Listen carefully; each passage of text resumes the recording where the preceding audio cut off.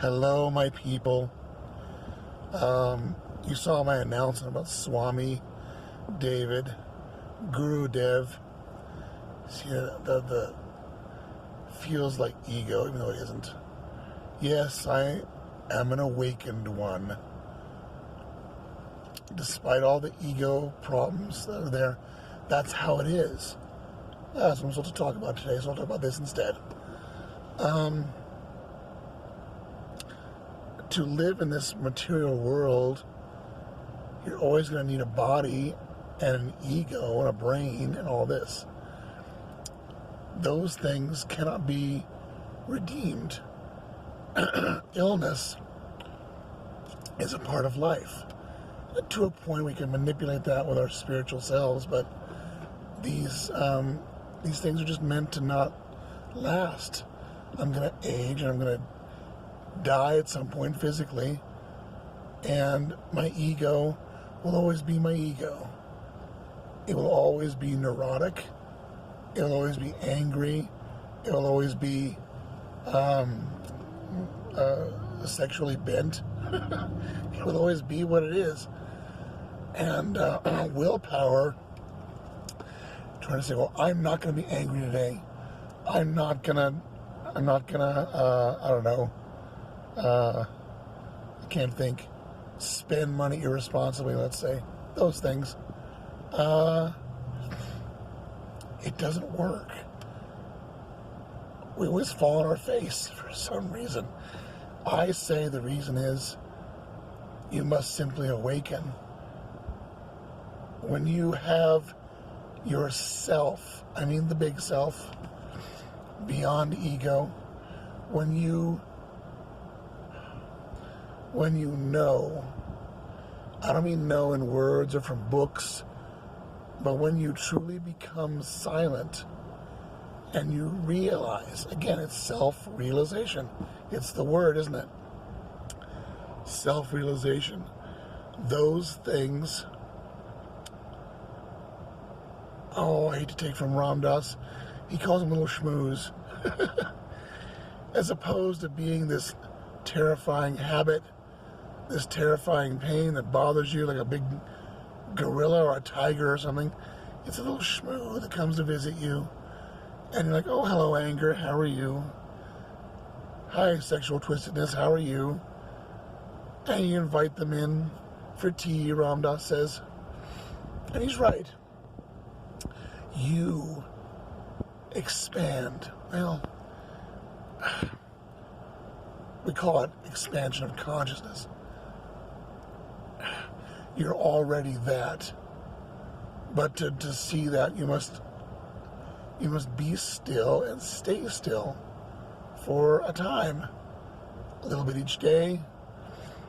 But it has to be a realization. Once your point of awareness is there, then those things are just little schmoos. They come to visit you. They're cute little things. They don't bother you. They never go away, though. They never go away. So we got to divorce ourselves from this notion. There again, back to my little post, lightning is never going to hit you in the head. Pow, you're enlightened.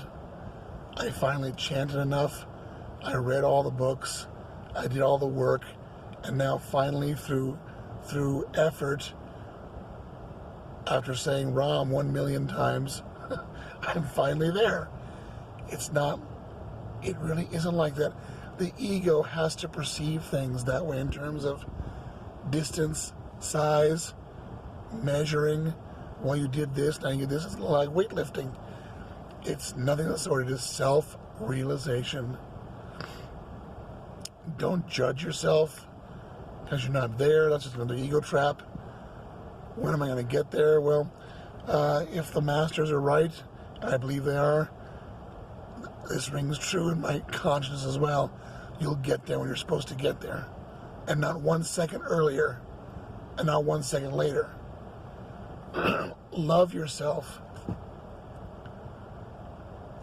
I was taught, sadly, in my life, that self-criticism is a good thing. That's how you get tough. That's how you get things done. And a purely ego-based attitude, of course. I'm beautiful. I'm a wonderful soul. And so are you. What anybody says doesn't matter whatsoever. I'm rambling a bit. Awakening is the key. That's what we're here to do. And yes, you can force yourself for a time not to do this and do that. You can use willpower. You're gonna fall on your face. Self-discipline. I mean, say what you will. I'm sure there are those who disagree with me. Discipline is one thing pushing against another. Two opposing forces. I don't want to do it, but I'll make myself do it. If you put two opposing forces against one another, that cannot last. It can't be stable. It won't work for long. And it doesn't. I went to weightlift and then I stopped. Started jogging and then I stopped. The only way, I think, to create the life we want is by awakening. When you awaken, you know what your purpose is. You know why you came here. You'll know what to do. Don't judge yourself because we're caught in this trap. That's why we came here. To trap ourselves in bodies in this game we're playing. And of course you've got obstacles. Of course you've got, a mom or dad who beat you or hit you or yelled at you. You got a boss that hates you. Those are obstacles. And the only thing you can control, by the way, is your reaction to them. When you are yourself, and your boss can scream all day, and all it shows is where they're at.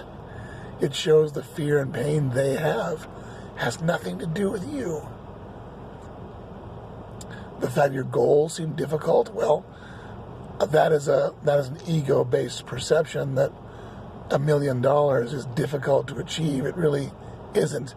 It just takes step A, step B, and step C. The fact that we look at it as an uphill gradient of suffering and pain is ego and the conditioning we've been given. We're conditioned from the moment of birth, given a name, told what to believe, told what to say, and all you must be, to have samadhi, to be awake, you must be prepared to unlearn every last bit of it. And that is a scary thing because we falsely identify with it. Even though we suffer, we like being ourselves. Quite a conundrum. Namaskaram, what I feel compelled to share today.